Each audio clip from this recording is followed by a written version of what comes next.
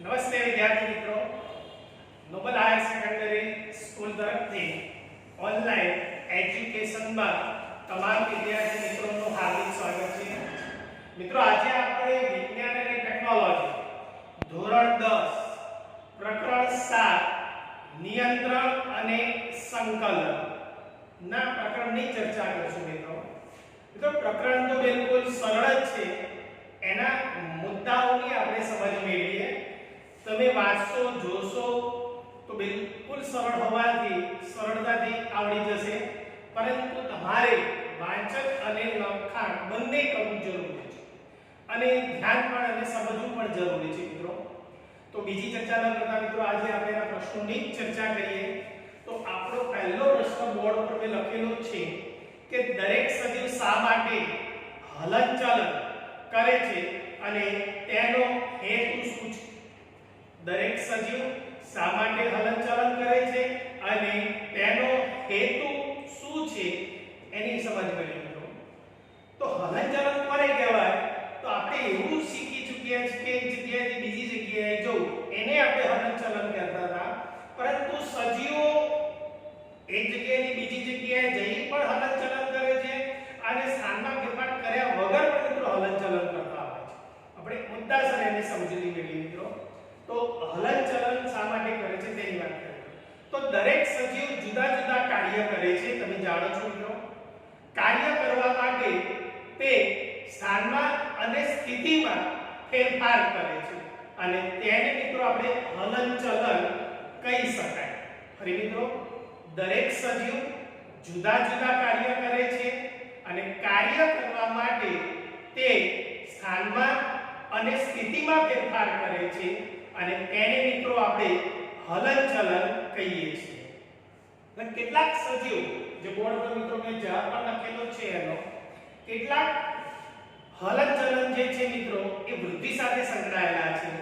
દાખલા તરીકે બીજ માંથી છોડનો વિકાસ થવો, કેટલાક હલનચલન વૃદ્ધિ સાથે થયેલા હોય છે, સંકળાયેલા હોય છે. જેમ કે બીજમાંથી છોડનો વિકાસ. તમે જાણો છો મિત્રો, બીજ હોય જોયેલું છે દરેકે, એનું અંકુરણ થાય અને એમાંથી છોડ બને એટલે એની વૃદ્ધિ થઈ એવું કહી શકીએ આપણે. એટલે કે કેટલાક હલનચલન વૃદ્ધિ સાથે સંકળાયેલા હોય છે સજીવોના અને એનું ઉદાહરણ બીજમાંથી છોડનો વિકાસ. ત્યાર પછી મિત્રો કેટલાક હલનચલન વૃદ્ધિ સાથે સંકળાયેલા નથી, જે બંને બોર્ડ પર લખેલું છે મિત્રો. દાખલા તરીકે આપણે ચાલતા હોઈએ, દોડતા હોઈએ તો આપણી વૃદ્ધિ થતી નથી મિત્રો. કેટલાક હલનચલન વૃદ્ધિ સાથે સંકળાયેલા છે, કેટલાક હલનચલન વૃદ્ધિ સાથે સંકળાયેલા નથી, જેમ કે ચાલવું અને દોડવું. મિત્રો, કેટલાક હલનચલન સજીવો માટે લાભદાયક છે. કેટલાક હલનચલન સજીવો માટે લાભદાયક છે. દાખલા તરીકે પ્રાણીઓ, ભેંસ હોય, ગાય હોય વગેરે પ્રાણીઓ મિત્રો ખોરાકને વાગોળે છે, જેથી ખોરાકનું સરળતાથી મિત્રો પાચન થાય. એટલા માટે મિત્રો ખોરાકને વાગોળતા હોય છે મોઢાની અંદર. આ એના માટે લાભદાયક છે. મોંથી વાગોળવું એટલે મોંને હલાવવું એક હલનચલન છે અને એના માટે એ મિત્રો એક ફાયદાકારક છે. કેટલાક હલનચલન રક્ષણ માટે હોય છે. કેટલાક હલનચલન મિત્રો રક્ષણ માટે હોય છે, જેમ કે ઉંદર બિલાડીને જોઈને ભાગે છે. જંગલની અંદર પણ ડિસ્કવરીમાં જોયું હશે તમે, હરણ પણ વાઘસિંહ જેવા હિંસક પ્રાણીઓને જોઈને પણ ભાગતા હોય છે અને એ પણ એક હલનચલન જ છે, જેના કારણે એનું મિત્રો રક્ષણ થતું હોય છે. આ જુદા જુદા હલનચલન સજીવો દ્વારા જુદા જુદા હેતુ માટે થાય છે. તો આ આપણો પ્રશ્ન અને પ્રશ્નનો મિત્રો જવાબ હતો, જે તમે સારી રીતે સમજી ગયા. તો એના મુદ્દા પણ મેં બોર્ડ ઉપર લખેલા છે મિત્રો, ખ્યાલ આવી ગયો હશે તમને. ત્યાર પછીના પ્રશ્નની મિત્રો ચર્ચા કરીએ, જે મેં બોર્ડ ઉપર લખેલો છે, જે નાનો પ્રશ્ન છે, એક માર્ક્સની અંદર પૂછે એવો કે સજીવ કઈ પ્રક્રિયા પ્રત્યે પ્રતિચાર આપે, ઝડપી પ્રતિચાર આપે. સજીવ કઈ પ્રક્રિયા પ્રત્યે ઝડપી પ્રતિચાર આપે છે તેની સમજૂતી આપવાની છે. ફરી પ્રશ્ન છે કે સજીવો કઈ પ્રક્રિયા પ્રત્યે પ્રતિચાર ઝડપી આપે? તો તો બે બાબતો મેં બોર્ડ પર લખેલી છે મિત્રો. એક બાબત છે આંખો ઉપર તીવ્ર ફોકસ એટલે કે પ્રકાશ પડે ત્યારે આપણી આંખો ઝડપથી બંધ થઈ જતી હોય છે, જે પ્રતિચાર કરવામાં આવે, પ્રકાશ પ્રત્યેનો પ્રતિચાર, એના માટે કરેલ કાર્ય, જેથી કરીને આપણું રક્ષણ થતું હોય છે, આંખો ડેમેજ ન થાય એટલા માટે. અને આંખો ઉપર તીવ્ર ફોકસ પ્રકાશ પડે ત્યારે આપણી આંખો તરત જ બંધ થઈ જાય છે, તો આ એક ઝડપી પ્રતિચાર કહેવામાં આવે છે. બીજી વાત કરીએ, કોઈ પણ વસ્તુ ગરમ પડેલી હોય અને ગરમ વસ્તુને તમે હાથ દ્વારા ટચ કરો, અડો અને તમને ખબર પડે કે આ ગરમ વસ્તુ છે, તરત જ તમે ઝડપથી હાથ પાછો ખેંચી લો છો. એટલે કે ગરમ વસ્તુને અડતા હાથ પાછો ખેંચાય છે અથવા પાછો ખેંચી લેવો પડે છે, એ પણ એક ઝડપી પ્રતિચારનું ઉદાહરણ છે. તો બે ઉદાહરણો થયા મિત્રો. એક છે આંખો ઉપર તીવ્ર ફોકસ થાય ત્યારે અને ગરમ વસ્તુને અડતા હાથ પાછો ખેંચી લેવો, એ ઝડપી પ્રતિચારના ઉદાહરણ થાય. ત્યાર પછી આપણો એક પ્રશ્ન છે કે આપણે કેમ જાણી શકીએ કે આપણે ગરમ વસ્તુનો સ્પર્શ કર્યો છે. મિત્રો, આ ચેતાતંત્ર અંગેનો પ્રશ્ન થયો કે આપણે કેમ જાણી શકીએ કે આપણને ગરમ વસ્તુનો સ્પર્શ કર્યો છે. તો મિત્રો, એક પ્રશ્ન લખેલો છે, એનો જવાબની આપણે ચર્ચા કરીએ.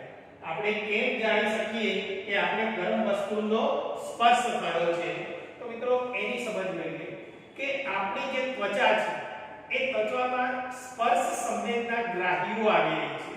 આપણી જે ચામડી છે, ત્વચા છે, એ ત્વચામાં સ્પર્શ સંવેદના ગ્રાહીઓ આવેલી છે, જેના ટોચના ભાગે કેટલાક તંતુઓ આવેલા છે.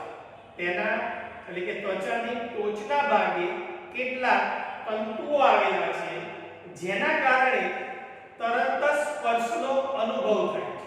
જેના કારણે તરત જ સ્પર્શનો અનુભવ થાય છે અને આપણે જાણી શકીએ છીએ કે આપણને ગરમ વસ્તુનો સ્પર્શ થયો છે. તે તો જે આપણો પ્રશ્ન હતો કે આપણે કઈ રીતે જાણી શકીએ કે ગરમ વસ્તુનો સ્પર્શ થયો છે, તે એ પ્રશ્નની ચર્ચા કરી મિત્રો. આપણી ત્વચા ઉપર સ્પર્શ સંવેદના ગ્રાહીઓ આવેલી હોય છે, જેના ટોચના ભાગે કેટલાક તંતુઓ આવેલા છે અને જેના કારણે તરત જ સ્પર્શનો અનુભવ થાય છે અને આપણે જાણી શકીએ છીએ કે આપણે ગરમ વસ્તુનો સ્પર્શ થયો છે. ત્યાર પછીના પ્રશ્નોની વાત કરીએ મિત્રો કે સંવેદના ગ્રાહી એટલે શું અને કોઈ પણ ચાર સંવેદના ગ્રાહીના નામ અને કાર્યો જણાવો. તો પહેલા તો સંવેદના ગ્રાહી કોને કહેવાય? તો આપણો પ્રશ્ન છે કે સંવેદના ગ્રાહી એટલે શું અને ચાર સંવેદના ગ્રાહીના નામ અને એના કાર્યો જણાવો. તો મિત્રો, આપણા શરીરની અંદર સંવેદના ગ્રાહીઓની વાત કરવા જઈએ તો આપણે ચાર પ્રકારની સંવેદના ગ્રાહીઓ બતાવેલી છે અને લખેલી છે. તો પહેલા તો સંવેદના ગ્રાહી કોને કહેવાય તે. તો સંવેદના ગ્રાહી એટલે બાહ્ય ઉત્તેજનાને ગ્રહણ કરવા માટેની વ્યવસ્થા. ફરી મિત્રો, સંવેદના ગ્રાહી એટલે બાહ્ય ઉત્તેજનાને ગ્રહણ કરવા માટેની વ્યવસ્થા છે. તો આ સંવેદના ગ્રાહીની વ્યાખ્યા છે એટલે કે કોને કહેવાય એની એક સમજ છે. અને ચાર સંવેદના ગ્રાહીઓ મિત્રો બોર્ડ પર મેં લખેલી છે. એમાંની પહેલી છે કે રસગ્રાહી સંવેદના ગ્રાહી, બીજું છે ઘ્રાણગ્રાહી, ત્રીજું છે સ્પર્શગ્રાહી અને ચોથી ધ્વનિગ્રાહી.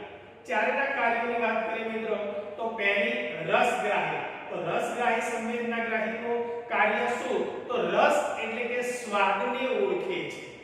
પહેલું રસગ્રાહી તે મિત્રો સ્વાદને ઓળખે છે. બીજું હતું ઘ્રાણગ્રાહી. ઘ્રાણ એટલે મિત્રો નાક દ્વારા જે આપણે સુગંધ મેળવીએ છીએ તે.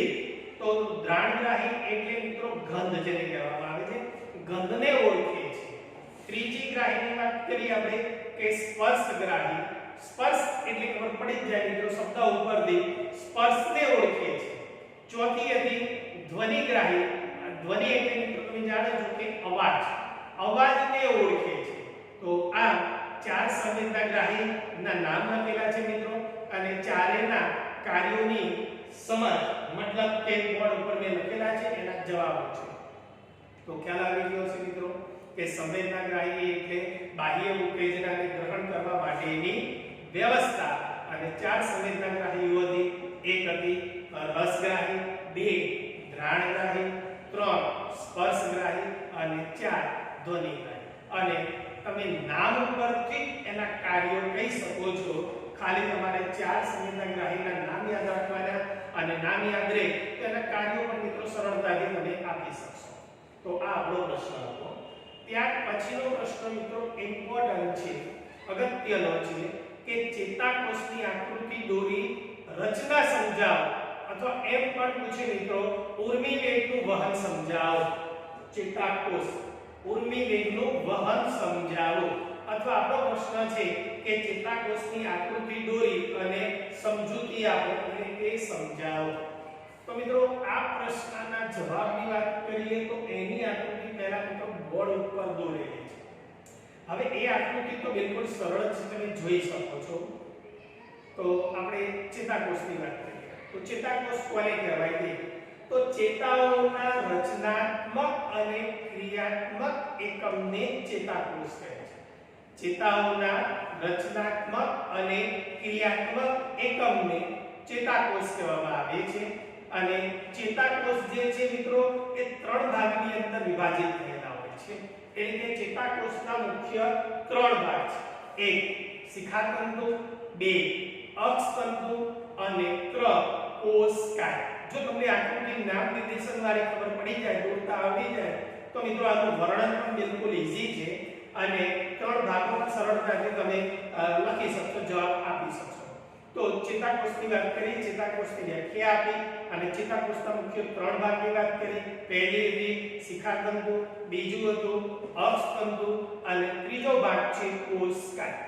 આ ભાગને મિત્રો કહેવામાં આવે છે શિખાતંતુ, વચ્ચેનો જે ભાગ છે એને કહેવામાં આવે છે અક્ષતંતુ અને છેલ્લો જે ભાગ છે જેને ચેતાંતો છેલ્લે બતાવેલી છે, ચેતાઓ જે બતાવેલી છે તે જેને કહેવામાં આવે છે કોષકાય।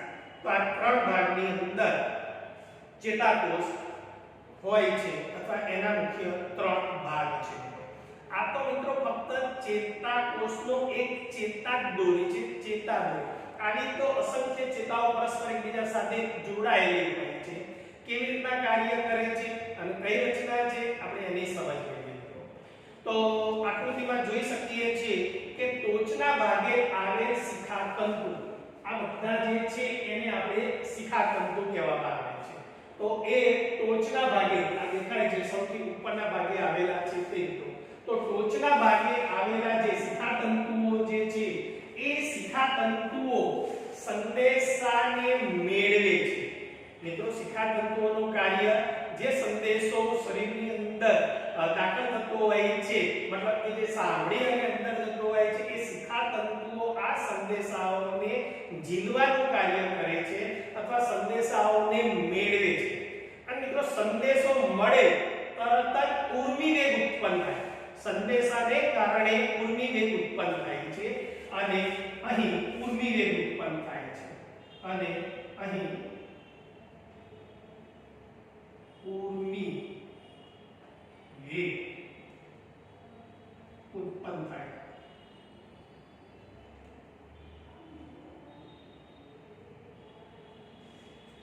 શિખાતંતુ સંદેશો મેળવે છે અને ઉર્મી વેગ ઉત્પન્ન કરે છે। હવે આ જે વેગ છે એ ચેતાકોષના કોષકાય સુધી પહોંચે છે।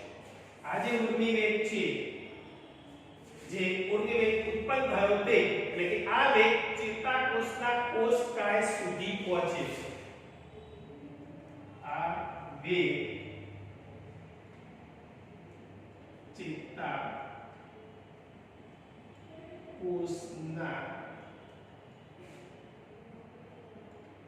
કોષકાય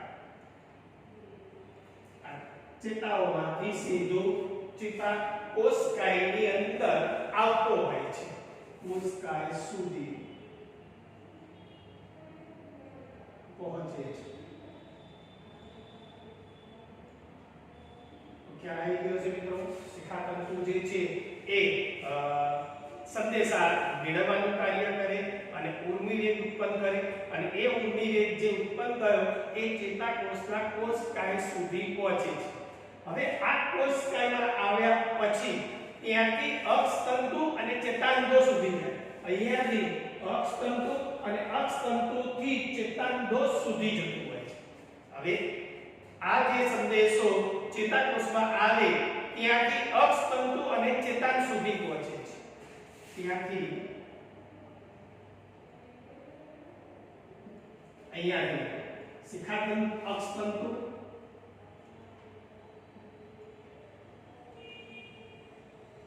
અને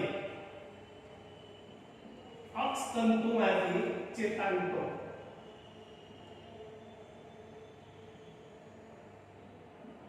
સુધી ઉર્મિઓનું વહન થાય છે, સુધી પહોંચે છે અથવા વહન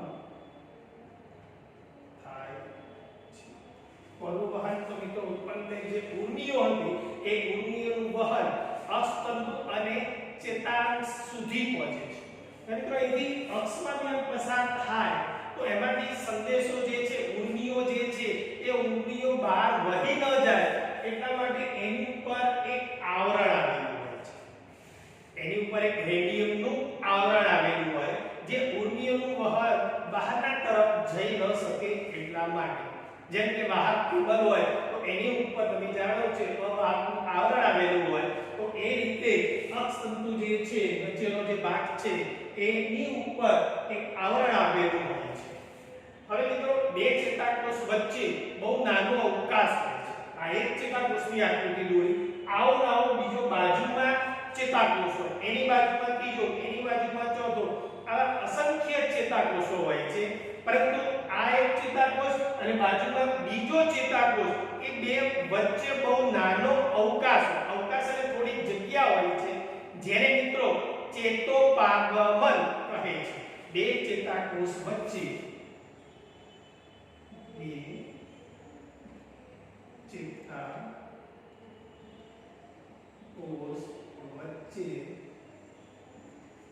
નાનો અવકાશ હોય છે, બહુ નાનો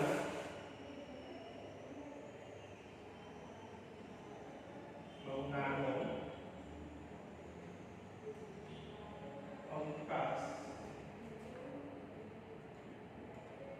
હોય છે જેને મતલબ તેઓ બંને ભૌતિક જોડાણથી જોડાયેલા હોતા નથી, જેને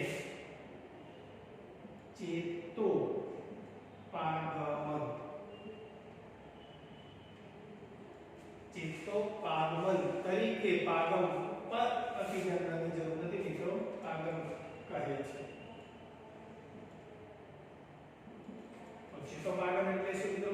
એક ચેતાકોષ અને બીજા ચેતાકોષ વચ્ચે ભૌતિક જોડાણ હોતું નથી, એટલે કે બંનેની વચ્ચે બહુ નાનો એક અવકાશ હોય છે અને આને આવી રચનાને ચેતોપાગમ કહે છે. હવે પહેલો જે ચેતાકોષ હતો, પ્રથમ ચેતાકોષના ચેતાંગો, પ્રથમ જે ચેતાકોષ છે એના ચેતાંગો જે છે તે એ સંદેશાને, હજી તો તમે જાણો છો કે અહીંયાથી જે સંદેશો હતો એ સંદેશો આવે તો ઉર્મિઓ ઉત્પન્ન થાય, એક ઉર્મિઓ કોષકાયમાં દાખલ થાય, કોષકાયમાંથી આ ચેતાક્ષ દ્વારા ક્યાં આવે છે તો જે પૂંછડી વાળો જે ભાગ હતો જેને આપણે ચેતાંગો કહીએ છીએ ત્યાં સુધી આવે છે. તો આ પહેલો ચેતાકોષ અને પહેલા ચેતાકોષના જે ચેતાંગો છે એ સંદેશો અહીંયા નહીં સુધી આવી ગયો, એ સંદેશાને બીજા ચેતાકોષના, આ બીજો ચેતાકોષ કેવો હોય તો આની પાછળ આ ટાઈપનું બીજું એક જોડાણ, મતલબ એવો થયો કે અહીંયા જે સંદેશો આવ્યો એ સંદેશો બીજા ચેતાકોષને આવે અને બીજા ચેતાકોષમાં કોને આપે તો બીજા ચેતાકોષના શિખાતંતુને પહોંચાડે. પહેલો ચેતાકોષ હતો એના ચેતાંગો સંદેશાને બીજા ચેતાકોષના શિખાતંતુને મિત્રો પહોંચાડે છે અને આ ચેતાપેશી ચેતાકોષોની આયોજકબદ્ધ જાળી જેવી મિત્રો રચના ધરાવે છે. આ એક ચેતાકોષ, એક બીજો ચેતાકોષ, ત્રીજો ચેતાકોષ, આવા ચેતાકોષો ભેગા મળે એટલે ચેતાપેશી બને અને ચેતાપેશી એ શું છે તો ચેતાકોષની આયોજકબદ્ધ જાળી જેવી મિત્રો રચના કરતા હોય છે, એટલે કે રચના ધરાવતા હોય છે અને આ રીતે મિત્રો ઉર્મિઓનું વહન ચેતાકોષ દ્વારા થતું હોય છે. તો આ આપણો પ્રશ્ન હતો, આ એની આકૃતિ છે. બિલકુલ સરળ છે મિત્રો. આકૃતિની અંદર કોને શું કહેવાય? તો આ તમે જાણો છો એને કોષકાય કહેવાય. આને કહેતા કોષ કેન્દ્ર. આ વચ્ચેથી એક અક્ષ તંતુ પસાર થતો હોય, એ અક્ષ તંતુઓમાંથી જે ઉર્મિઓનું વહન થતું હોય તે એ ઉર્મિઓનું વહન બહાર વહી ન જાય એટલા માટે ઉપરની તરફ એક આવરણ આવેલું હોય છે અને બંને વચ્ચે અહીંયા ગાંઠ જેવી રચના હોય છે. તમે જાણો છો જેને રેડિયલની ગાંઠ તરીકે ઓળખવામાં આવે છે. આ જે દેખાય છે એ એન્ટિના જેવી રચના છે જેને કહેવામાં આવે છે શિખાતંતુ. પાછળના ભાગની અંદર એન્ટિના જેવી રચના છે એ ચેતાઓ છે જેને ચેતાતંતુ તરીકે મિત્રો ઓળખવામાં આવે છે. તો આ એક આકૃતિ થઈ અને એ મુદ્દાઓની આપણે સમજ મેળવી. ફરી એક વખત દરેક મુદ્દાની વાત કરી દઉં મિત્રો કે ટોચના ભાગે આવેલ શિખાતંતુ સંદેશા મેળવે છે અને ઉર્મિ ઉત્પન્ન કરે છે, ઉર્મિ વેગ ઉત્પન્ન કરે છે.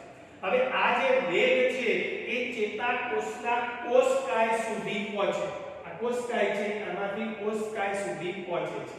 ત્યાંથી અક્ષતંતુ અહીંયા આવ્યા પછી ત્યાંથી અક્ષતંતુ અને અક્ષતંતુમાંથી ચેતાંતો, છેલ્લે જે ચેતાંતો છે એ ચેતાંતો સુધી મિત્રો જતું હોય છે અને બે ચેતાકોષ વચ્ચે બહુ નાનો એક અવકાશ હોય છે જેને ચેતોપાગમન કહે છે. પ્રથમ ચેતાકોષનો ચેતાંતો સંદેશાને બીજા ચેતાકોષના શિખાતંતુને પહોંચાડે છે અને આ રીતે ચેતાકોષો ભેગા મળી ચેતાપેશીની રચના કરે છે અને ચેતાપેશી એ ચેતાકોષોની આયોજનબદ્ધ જાળી જેવી મિત્રો રચના ધરાવતા હોય છે. તો આપણે વાત કરી ચેતાકોષની, એટલે કે ઉર્મિઓનું વહન કઈ રીતે થાય એ પણ આ પ્રશ્નની અંદર આવી ગયો. તો બે પ્રશ્નોનો મિત્રો એક જ જવાબ થયો. તો ખ્યાલ આવી ગયો હશે મિત્રો. ખૂબ જ અગત્યનો પ્રશ્ન છે. ત્યાર પછીના પ્રશ્નની મિત્રો ચર્ચા કરીએ કે પરાવર્તિત ક્રિયા એટલે શું? ઉદાહરણ આપો. નવો પ્રશ્ન છે પરાવર્તિત ક્રિયા એટલે શું? પરાવર્તિત ક્રિયા, પરાવર્તિત ક્રિયાઓ એટલે શું અને ઉદાહરણ આપી સમજાવો. તો મિત્રો એની વ્યાખ્યા આપણે આપી શકાય કે બાહ્ય ઉત્તેજનાની સામે ગ્રંથિઓનો અભાન પડે અનૈચ્છિક અને ઝડપી પ્રતિચારને પરાવર્તિત ક્રિયા કહે છે. અને આ પરાવર્તિત ક્રિયા મિત્રો સ્વયંસ્ફુરિત છે. સ્વયંસ્ફુરિત એટલે આપમેળે ચાલતી ક્રિયાઓ છે. વ્યાખ્યા છે કે બાહ્ય ઉત્તેજનાની સામે બાહ્ય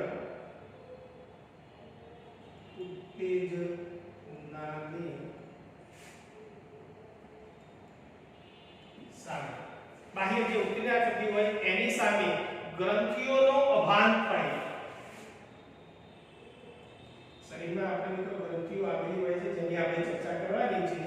કઈ ગ્રંથિઓનું શું કાર્ય હોય તે ગ્રંથિઓનો અભાન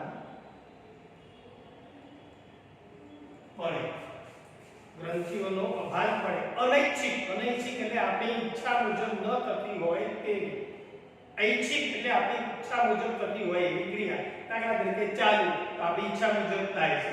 રુધિરનું પરિભ્રમણ આપણી ઈચ્છા મુજબ થતું હોતું નથી. એટલે કે અનૈચ્છિક અને ઝડપી.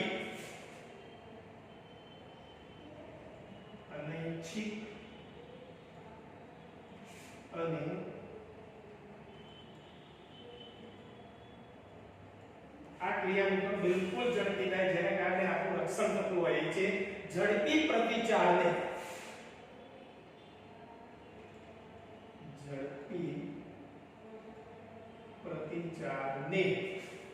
પરાવર્તિત ક્રિયા કહે છે.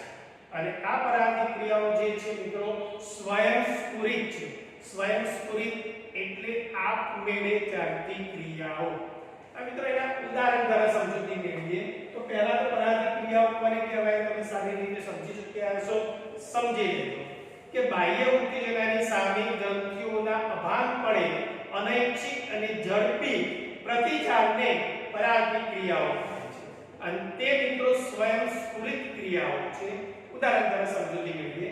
દાખલા તરીકે ગરમ વસ્તુને અડતા હાથ દૂર લેવો પડે. એક બે ઉદાહરણ મિત્રો લખીએ, બાકીના ઉદાહરણો નહીં પછી કરતા લખીએ નહીં લખીએ. તો પહેલી છે કે ગરમ વસ્તુને અડતા હાથ દૂર લેવો પડે છે. બીજી પરાગી ક્રિયાનું ઉદાહરણ વાત કરીએ, ઉધરસ કે છીંક ખાવી. પહેલું ગરમ વસ્તુની મારી વાત થઈ, ગરમ વસ્તુને અડતા હાથ દૂર લેવો પડે છે. દૂર લેવો શોર્ટમાં મિત્રો લખીશ. બીજું છે ઉધરસ કે છીંક ખાવી.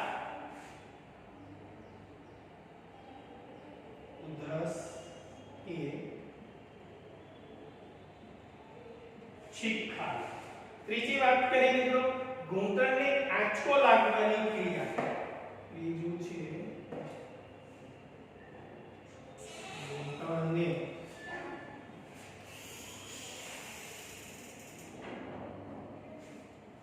આંચકો લાગવાની ક્રિયા.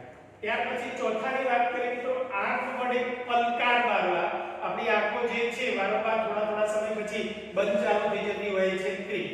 પાંચમી છે કે જે ટાંકણી કે પિન હોય એની જે અણી હોય આપણને વાગે અડે તરત જ મિત્રો આપણો હાથ પાછો ખેંચાઈ જાય છે. અને છેલ્લું ઉદાહરણ ઉરોદર પટલ, જે તમે જાણો છો કે ફેફસાના નીચેના ભાગમાં હોય છે. એના સંકોચન અને વિસંકોચનને કારણે મિત્રો આપણે શ્વાસોશ્વાસની ક્રિયા કરીએ છીએ. તો ઉરોદર પટલનું પણ હલનચલન જે છે એ પણ અનૈચ્છિક ક્રિયાઓ થઈ. તો આ 6 ઉદાહરણ થયા. પહેલી વાત કરીએ તો ગરમ વસ્તુને અડતા હાથ દૂર લઈ લેવો. બીજી વાત કરીએ ઉધરસ કે છીંક ખાવી. ત્રીજું છે ઘૂંટણની અંદર આંચકો આવે છે તે પણ અનૈચ્છિક ક્રિયા છે. આંખ વડે પલકારા મારવા. ત્યાર પછીની વાત કરીએ પિનને અડતા આપણો હાથ પાછો ખેંચાઈ જાય. અને ઉરોદર પટલ જે છે એના હલનચલનને કારણે શ્વાસોશ્વાસની જે ક્રિયા કરીએ છીએ તો આ બધી છે એ પરાગી ક્રિયાઓના મિત્રો ઉદાહરણ થયા. ત્યાર પછીના પ્રશ્નની મિત્રો નેક્સ્ટ ટાઈમની અંદર આપણે ચર્ચા કરીશું. અસ્તો મિત્રો.